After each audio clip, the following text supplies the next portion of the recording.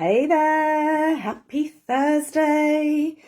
The sun is shining. Doesn't it make you feel so much better when the sun shines? It's like a warm hug around you. It is windy and blustery here, but nevertheless, the sun is shining.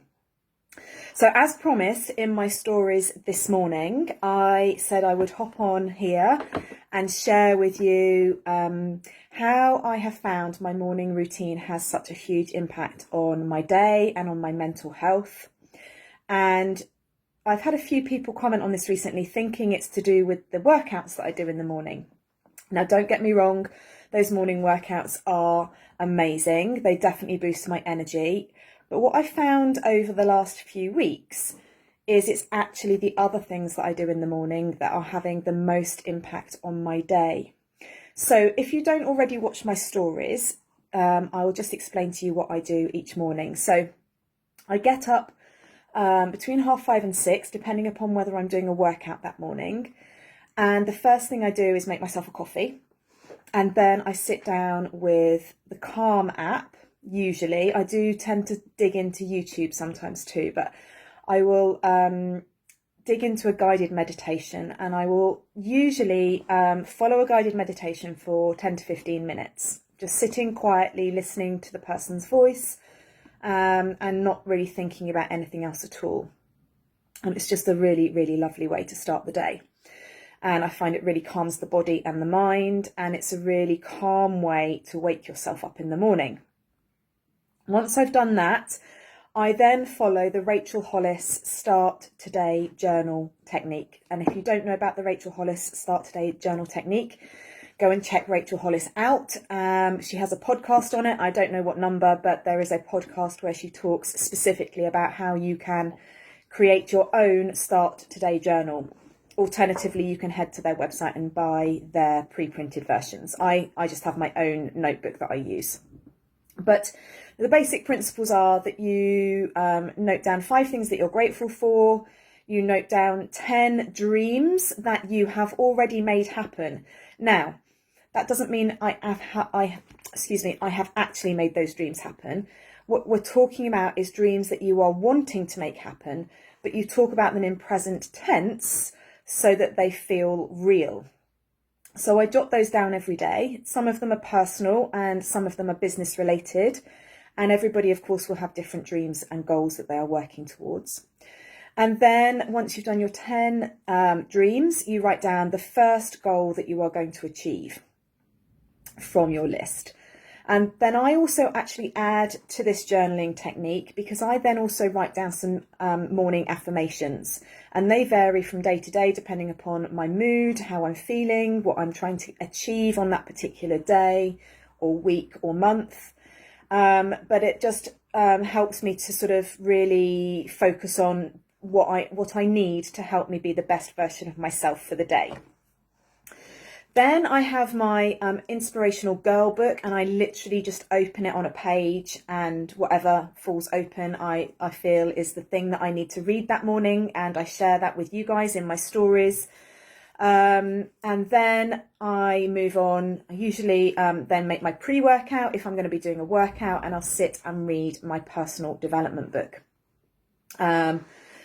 So that's what I do.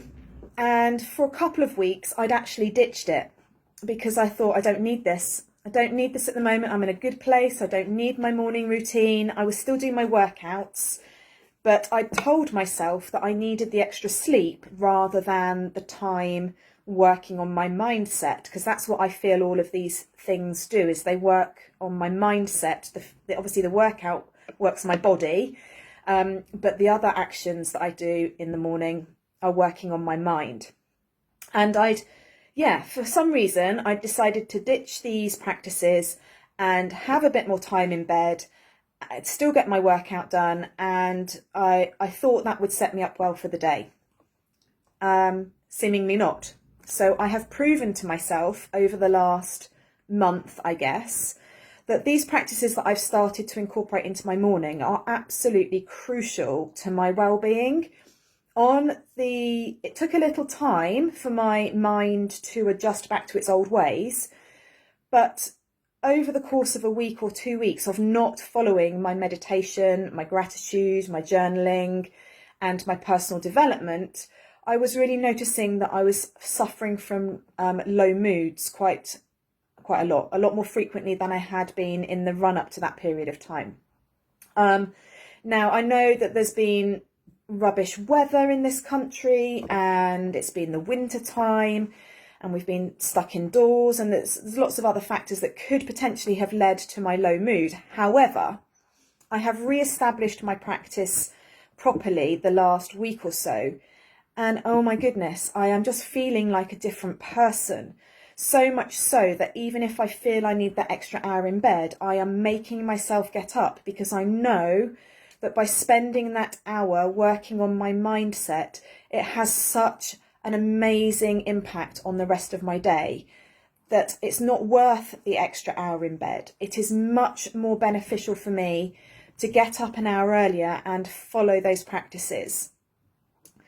It may not be the same for everybody. I'm not preaching here. I'm just sharing what I have experienced. And there's been a couple of mornings this week where I haven't done a workout because I've either been doing a class with my clients, or yesterday I went on a run. And I like to just exercise once a day. I find that's more than plenty for my body.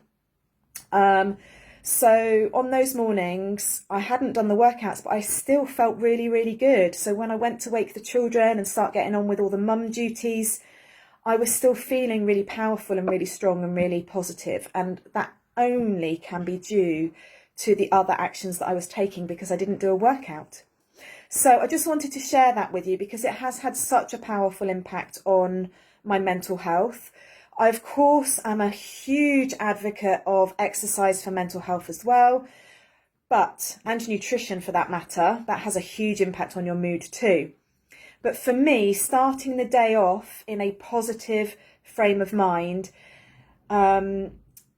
building on my mind, growing what's going on in my brain, personal development, all that sort of stuff, it's all had this incredible effect. And if I can start my day feeling that good, then it means the rest of the day usually goes pretty according to plan. I feel more productive, more focused, more energized, more positive. And I'm ready to then, give to everybody else, as us busy mums have to do. So let me know what your morning routine is. I'd love to know. And let me know if you take on board any of those points as well, and whether you start practicing any of those things I've just spoken about. You don't need to build them in all in one go. I have gradually built up over the last, year or so, gradually implementing new practices each few weeks or months, just when it feels right to add the next thing in. But for me, I feel I've got a really good mix of stuff going on now.